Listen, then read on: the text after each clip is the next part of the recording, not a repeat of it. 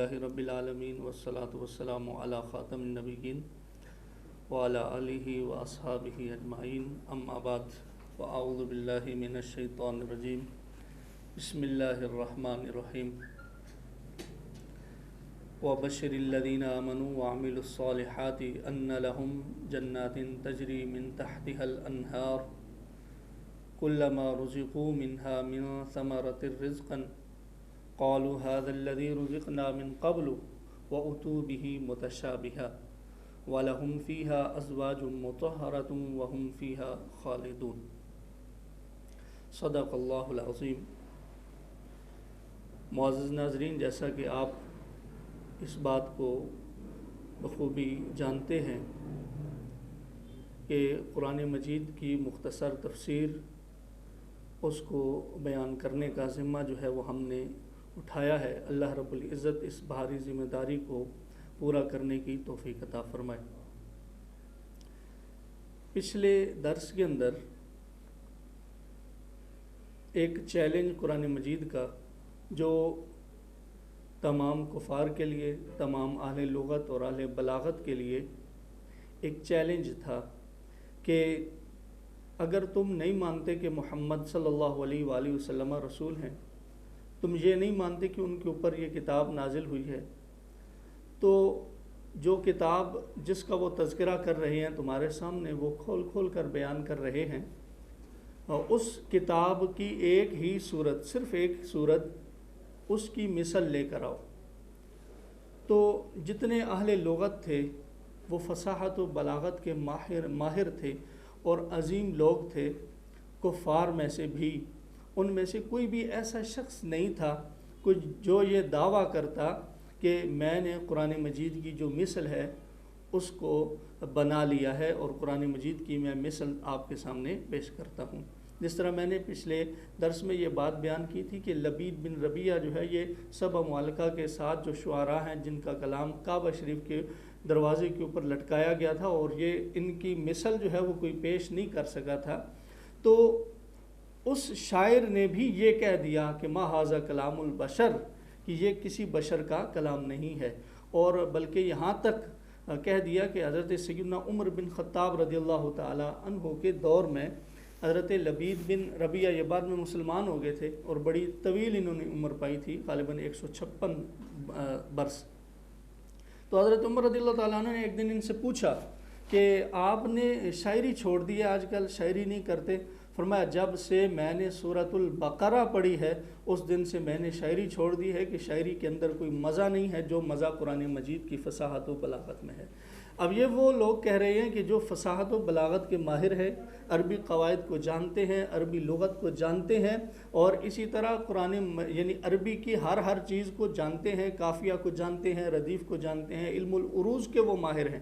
وہ یہ باتیں کر رہے ہیں کہ قرآن کی مثل لانا ممکن نہیں ہے۔ قرآن مجید جو ہے، اس کے جو سائنسی اعتبار سے اگر دیکھا جائے، کیونکہ آج ہمارے ہاں ایک یہ بھی بڑا جو ہے وہ ایک ہماری خرابی ہے سمجھ لیں، کیونکہ ایز اے مسلم ہمیں تو یہ چاہیے تھا کہ ہم سائنس کو قرآن پر پرکھ دیں، لیکن ہمارے ہاں ایک یہ مسئلہ ہے کہ ہم قرآن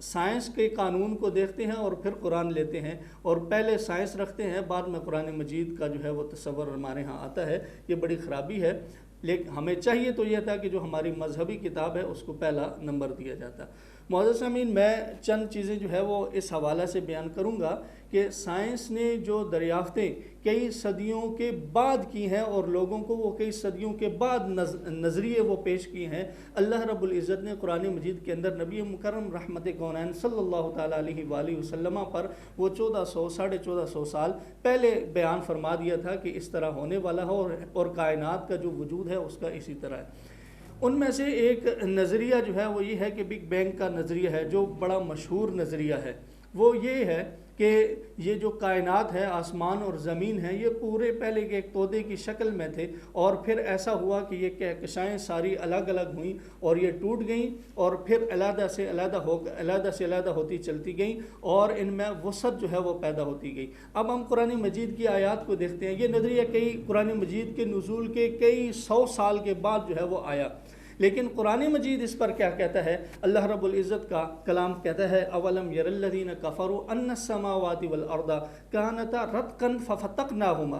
اللہ رب العزت کا قرآن کہتا ہے کہ کیا نہ دیکھا ان لوگوں نے جنہوں نے کفر کیا کہ بے شک یہ آسمان اور زمین کانتا رتقا آپس میں ملے ہوئے تھے، اکٹھے تھے، ففتقناہما پھر ہم نے ان کو جدا کر دیا۔ یعنی گویا کہ جو تودے کا ایک نظریہ یا اکٹھا ہونے کا، یہ کہکشاؤں کے اکٹھا ہونے کا جو نظریہ تھا، یہ کئی صدیوں کے بعد سائنسدانوں نے پیش کیا، لیکن میرے رب کا جو قرآن ہے وہ 1400 سال پہلے، کہ جب نہ تو ایک ایسے شخص پر ان آیات کا نزول ہو رہا ہے کہ جس کے بارے میں رب نے کہہ دیا ہے کہ یہ نبی ہیں اور نبی یہ امی ہیں، تو یہ بھی ایک دلیل ہے قرآن مجید کے سچ اور حق ہونے کی۔ اسی طرح ایک نظریہ عموماً پیش کیا جاتا ہے اور اس میں بھی سائنسدان متفق ہیں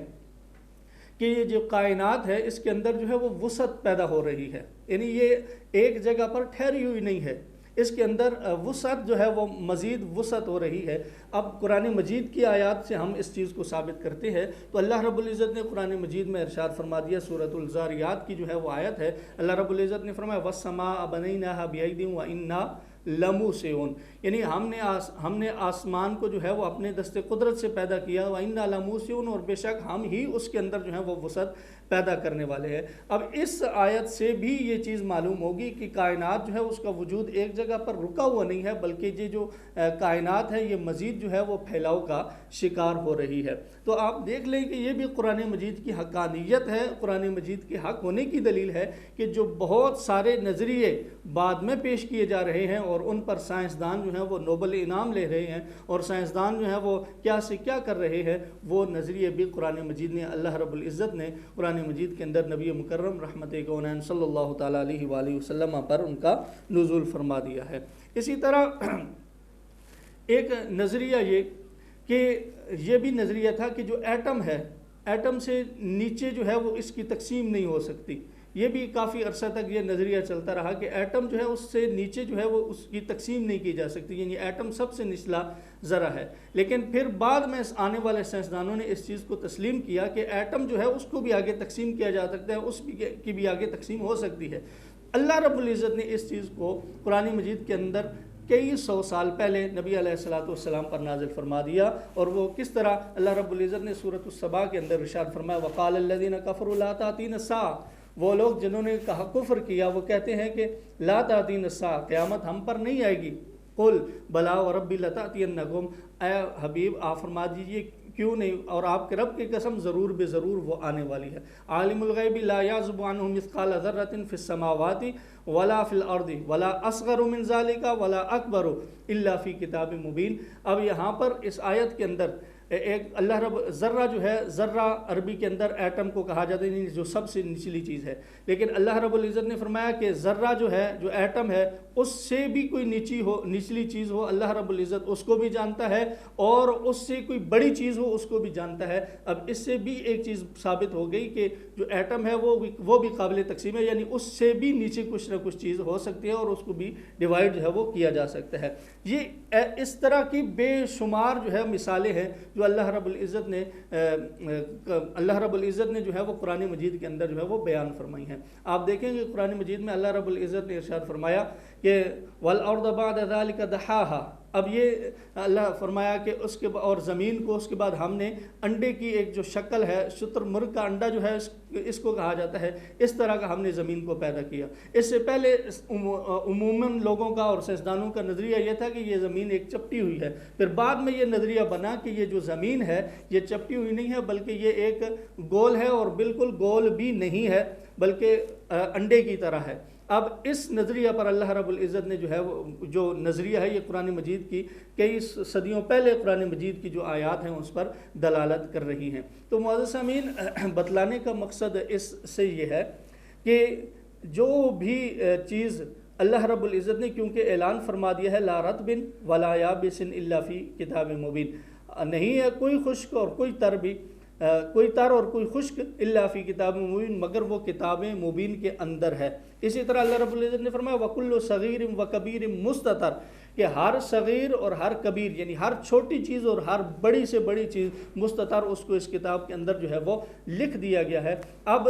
سارے علوم جو ہیں یہ قرآن مجید کے اندر بند ہیں، قرآن مجید کے اندر محفوظ ہیں، تو ہمیں بھی یہ چاہیے کہ ہم قرآن مجید کو پڑھیں، اس سے علوم جو ہے وہ اخذ کریں، اس سے نئی نئی تحقیقات اور نئی نئی جو ہے وہ ایجادات کریں۔ قرآن مجید ہی سب کچھ جو ہے وہ بتلانے والا ہے اور راہ ہدایت دینے والا ہے، اس سے ہمیں جو ہے وہ اس کی طرف غور فکر کرنا چاہیے۔ اب آتے ہیں اس آیت کی طرف جس کو پڑھا، وَبَشِّرِ الَّذِينَ آمَنُوا وَعَمِلُوا الصَّالِحَاتِ أَنَّ لَهُمْ جَنَّاتٍ تَجْرِي مِن تَحْتِهَا الْأَنْهَارُ۔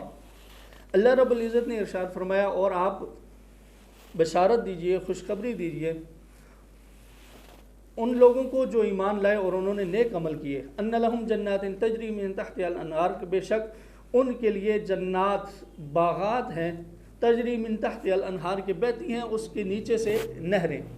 کلما رزقوا منها من ثمرۃ رزقا،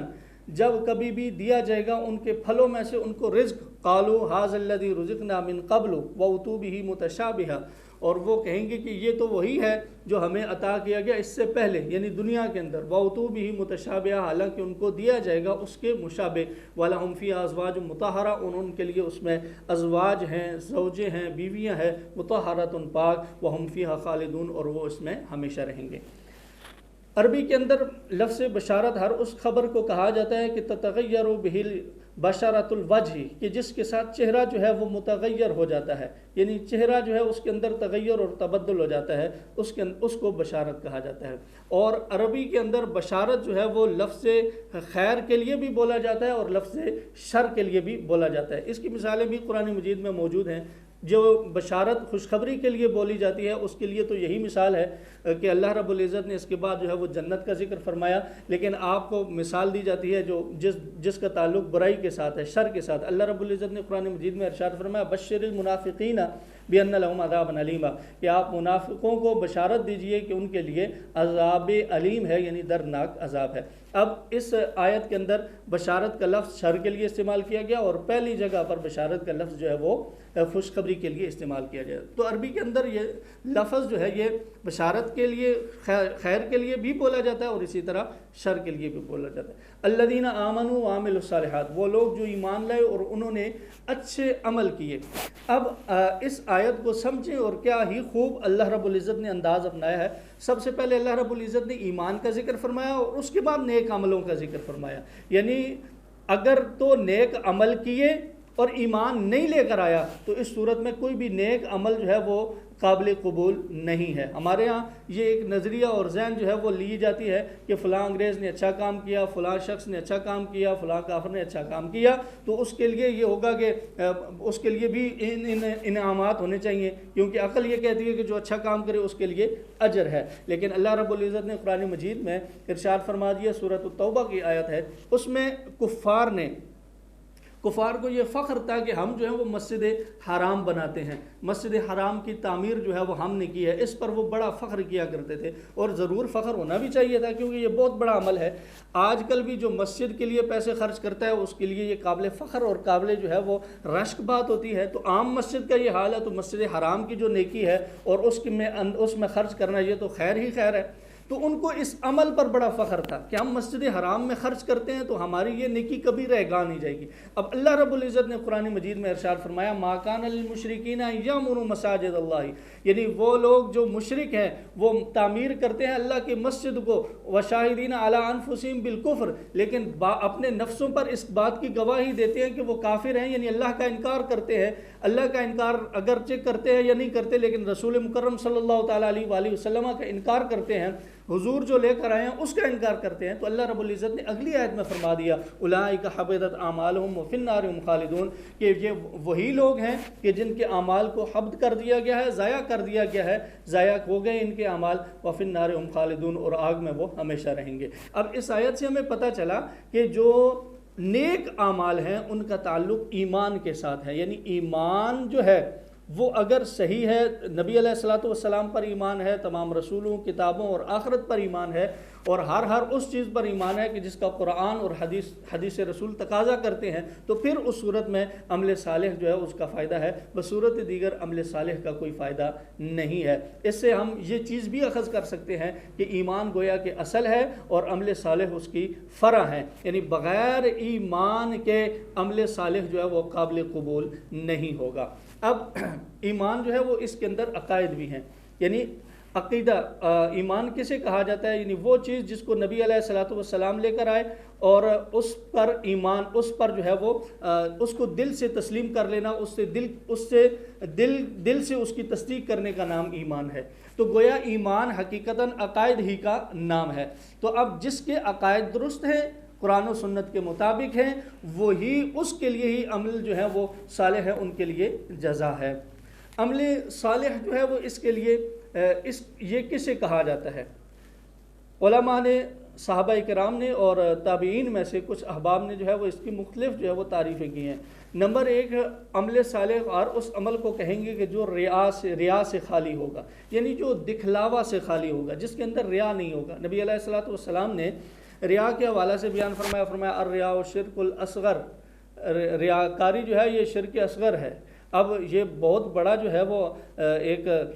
بڑی جو ہے وہ خرابی ہے، اور جس کے اندر ریا ہے، جس کے اندر جو ہے وہ دکھلاوا ہے۔ نبی علیہ الصلوۃ والسلام کا ایک اور فرمان جس کا مفہوم یہ فرمایا، قیامت کے دن جو ریاکار ہوں گے اللہ رب العزت کے حضور حاضر ہوں گے کہ ہمیں اپنے اعمال کا جو ہم نے کیے ہیں ان کا اجر دیا جائے، تو اللہ رب العزت ان کو لوٹا دیں گے اور فرمائیں گے کہ جاؤ اب تم انہی سے اجر طلب کرو کہ جن کے لیے تم اعمال کیا کرتے تھے، یعنی جن کو تم دکھلا کر اعمال کیا کر۔ اب کتنی سخت وعید ہے صحیح حدیث کے اندر کہ ایک تو یہ کہ ہم عمل بھی کریں، اب عمل بھی کریں اور اس کو ریگام ہی کر دیں، ایک تو یہ کہ عمل کیا ہی نہیں ہے، اس کا تو الگ معاملہ ہے۔ ایک یہ ہے کہ عمل کیا بھی ہے لیکن اس کے اندر ریاکاری پیدا کر لی، تو اس صورت میں جو ہے وہ خرابی پیدا ہوگی۔ اب اس سے اگلی بات وہ بھی کرتا چلوں کہ یہ بھی یاد رکھیں کہ اگر کسی کے دل میں ریاکاری کا تصور ہوتا ہے کہ وہ عمل کرتا ہے، تو لوگ اس کو جو ہے وہ بہت حاجی کتابی، حافظ، قاری وغیرہ کہنا شروع کر دیتے ہیں، یا علامہ صاحب کہنا شروع کر دیتے ہیں۔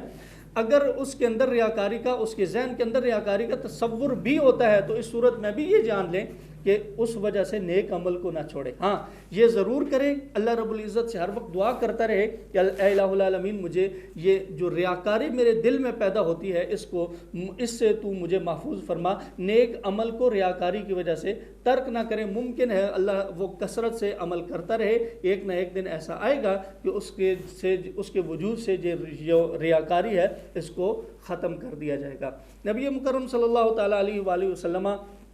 نے جس طرح ابھی حدیث میں نے بیان کی کہ ریاکاری جو ہے اس سے منع فرمایا ہے، یہ سخت جو ہے وہ چیز ہے۔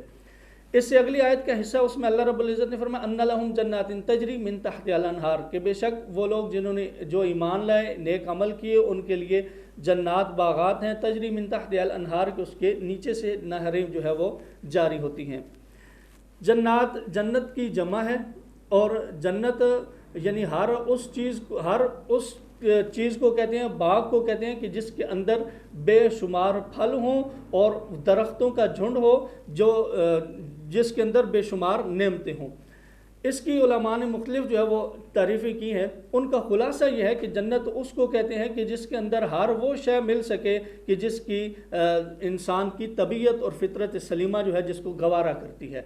تجری من تحتہا الانہار، بہتی ہیں اس کے نیچے سے نہریں بہتی ہیں۔ من تحتہا کا لفظ استعمال ہوا تو اس میں بھی یہ بات ذہن نشین رہے کہ من تحتہا یعنی اس کے نیچے سے نہریں بہتی ہیں۔ اس کے دو معنی ہو سکتے ہیں، ایک تو یہ ہے کہ حقیقتاً ہی یعنی جہاں پر اہل جنت کا مکان ہوگا، ٹھکانہ ہوگا، اس کے نیچے سے نہریں بہتی ہوں گی، ایک تو حقیقتاً معنی مراد ہے۔ دوسرا یہ ہے کہ حقیقتاً ایسا نہیں ہے، یعنی جو اہل جنت ہیں جس مکان میں رہیں گے اس کے نیچے سے نہریں بہتی ہوں، بلکہ یہ ہوگا کہ یہ در حقیقت جو جنت کی نہریں ہیں اللہ رب العزت کے حکم کے تحت ہیں، تو اس وجہ سے ان کو تجری من تحتہا الانہار جو ہے من تحتہا کا لفظ استعمال کیا گیا۔ اس کی مثال قرآن مجید میں موجود ہے جو فرعون نے اپنی طرف نسبت کی، اور وہ یہ ہے وَهَذِهِ الْأَنْهَارُ تَجْرِي مِن تَحْتِي، کہ یہ نہر جو ہے یہ میرے تحت جو ہے وہ جاری ہوتی ہے۔ تو اب میرے تحت جاری ہوتی ہے یعنی میرے حکم کے تحت جو ہے وہ جاری ہوتی ہے، تو یہ اس نے ایک بات کی تھی۔ تو اس کا مطلب یہ ہوا کہ یہاں پر حقیقی معنی بھی مراد لینا درست ہے، اور اسی طرح مجازی معنی بھی مراد لینا درست ہے۔ نبی مکرم صلی اللہ تعالیٰ علیہ وآلہ وسلم کی حدیث ہے اہل جنت کے لیے، رسول مکرم صلی اللہ تعالیٰ علیہ وآلہ وسلم نے ارشاد فرمایا، حضرت سیدنا ابو ہریرہ رضی اللہ تعالیٰ عنہ اس کی راوی فرمایا، اہل الجنت جرد مرد کحل لا یفنا شبابہم، نبی علیہ الصلوۃ والسلام نے فرمایا کہ جو اہل جنت ہیں یہ جرد ہوں گے، مرد ہوں گے، کحل ہوں گے، یعنی ان کی آنکھیں جو ہوں گی یہ سرمگی ہوں گی، ان کے جو بے ریش ہوں گے، ان کے بدن پر ایسے جو ہے وہ اضافی فالتو بال نہیں ہوں گے، اور اسی طرح نبی علیہ الصلوۃ والسلام نے فرمایا کہ ان کی جو جوانی ہے وہ بھی فنا نہیں ہوگی، یعنی وہ ہمیشہ جوان ہی رہیں گے، ہر وقت ہی وہ جوان رہیں گے۔ اسی طرح نبی علیہ الصلوۃ والسلام کی ایک اور حدیث ہے جس میں رسول اللہ صلی اللہ علیہ وآلہ وسلم نے ارشاد فرمایا کہ اہل جنت جو ہیں یہ کھائیں گے پیئیں گے، لا یبولون ولا یتغوطون ولا یمتخطون، فرمایا کہ نہ جو ہے وہ ان کو بول ہوگا یعنی پیشاب کی حاجت ہوگی، نہ ہی پیخانہ کی حاجت ہوگی، اسی طرح نہ ہی ان کے ہاں تھوک پیدا ہوگا۔ اور نبی علیہ الصلوۃ والسلام نے ارشاد فرمایا ورشحہم المسک، فرمایا ان کا جو پسینہ ہوگا وہ مسک ہوگی، خوشبو ہوگی۔ اب یہ کتنی عظیم چیزیں ہیں اور کیا سے کیا نعمتیں اللہ رب العزت جو ہے وہ جنتیوں کو عطا فرمائے گا۔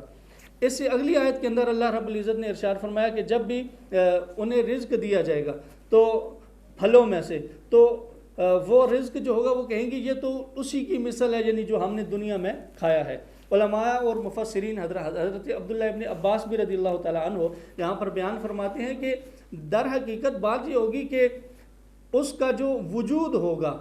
جو اس کا رنگ ہوگا وہ تو دنیا کی طرح ہی ہوگا۔ مثال کے طور پر آپ سیب کو لے لیں تو سیب ایسا ہی ہوگا کہ جیسا کہ دنیا کے اندر اللہ رب العزت نے عطا فرما رکھا ہے، لیکن اس سیب کے اندر جو ذائقہ ہوگا وہ دنیا والا نہیں ہوگا۔ کیوں کہ اگر وہ سیب بھی مختلف ہو جائے تو اس صورت میں جو ایک مانوسیت ہوتی ہے کسی پھل کے ساتھ وہ نہیں ہوگی۔ تو اللہ رب العزت نے گویا کہ یہاں پر فرمایا کہ وَأُتُوا بِهِ مُتَشَابِهًا، یعنی وہ متشابہ ہوگا رنگ کے اندر، متشابہ ہوگا وجود کے اندر، لیکن مختلفاً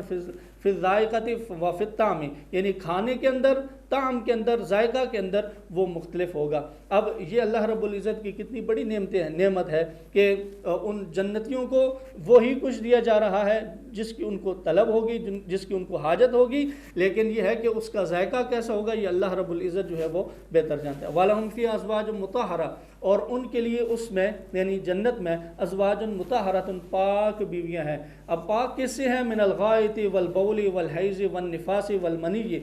وکل قذر، فرمایا وکل قذر، یعنی ہر چیز سے، ہر اس چیز سے کہ جو گندی ہے، جس طرح کہ غائط ہے، بول و براز وغیرہ، اسی طرح حیض و نفاس وغیرہ، اسی طرح منی وغیرہ، اور ہر وہ چیز کے جو گندی ہے اس سے وہ جو عورتیں ہوں گی، حور عین ہوں گی، وہ پاک ہوں گی۔ یعنی جو بیماریاں دنیا کے اندر، جو حاجات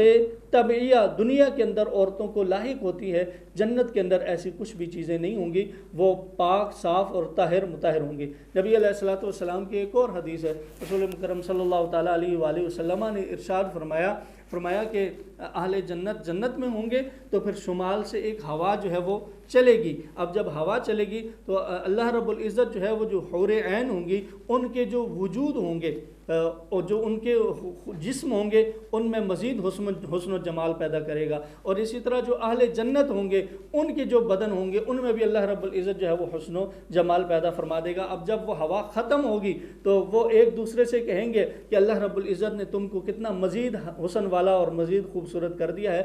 اور اسی طرح جنت والے جو ہے وہ حور عین سے کہیں کہیں گے کہ تم میرے لیے جو ہے وہ پہلے سے بھی زیادہ خوبصورت ہو۔ وَلَهُمْ فِيهَا أَزْوَاجٌ مُطَهَّرَةٌ، یعنی ان کے لیے ازواج ہیں مطہرۃ پاک، یعنی ایسی کہ جو ان تمام چیزوں سے بری ہیں اور تمام چیزوں سے دور ہیں، کہ جو غائط، حیض، نفاس، بول وغیرہ سے دور ہیں۔ وَهُمْ فِيهَا خَالِدُونَ، اور وہ اس میں ہمیشہ رہیں گے۔ اب اس حصہ سے یہ چیز ثابت ہوتی ہے کہ جو اہل جنت کو نعمتیں ملیں گی، ان نعمتوں کا تعلق جو ہوگا وہ اہل جنت کے ساتھ دائمی ہوگا، یہ نہیں کہ کہیں کٹ جائیں گی، ختم ہو جائیں گی، نہیں، بلکہ اللہ رب العزت جو ہے وہ جب جنتیوں کو جنت میں داخل فرما دیں گے، اسی طرح جو جہنمی ہوں گے ان کو جہنم میں داخل فرما دیں گے۔ جو کافر اور مشرک یا منافق ہوں گے ان کے لیے تو جہنم دائمی، اور جو مومنین مسلمان ہوں گے ان کے لیے جنت دائمی ہوگی، اور ہمیشہ ہمیشہ کے لیے ان کی نعمتوں سے جو ہے وہ سرفراز کیے جائیں گے۔ معزز سامعین اور ناظرین، اس جو ہے وہ یہ جو آیات ہیں ان سے ہمیں قرآن مجید جو ہے اس کو جو ہے اس کا جو پیغام ہے یہ ملتا ہے کہ اہل جنت کے لیے جو نعمتیں ہیں ان کو بھی ان کے حصول کی کوشش کرنی چاہیے، لیکن اس کے لیے یہ ضروری ہے کہ ہم اللہ اور اس کے رسول پر ایمان پختہ کریں، اور اسی طرح جو اعمال صالحہ ہیں ان کی کثرت کریں، اور یہ بھی ایک عرض ہے کہ اس پیغام کو خوب پھیلائیں تاکہ تبلیغ دین میں آپ کا بھی جو ہے وہ حصہ جو ہے وہ شامل ہو جائے۔ اللہ رب العزت ہمیں قرآن مجید کا جو پیغام ہے اس کو عام کرنے کی توفیق عطا فرمائے، قرآن مجید کو صحیح معانی اور اس کے مطالب جو ہیں اس کو سمجھنے کی توفیق دے، اس کے احکامات پر عمل کی توفیق دے۔ وما توفیقی الا باللہ رب العالمین۔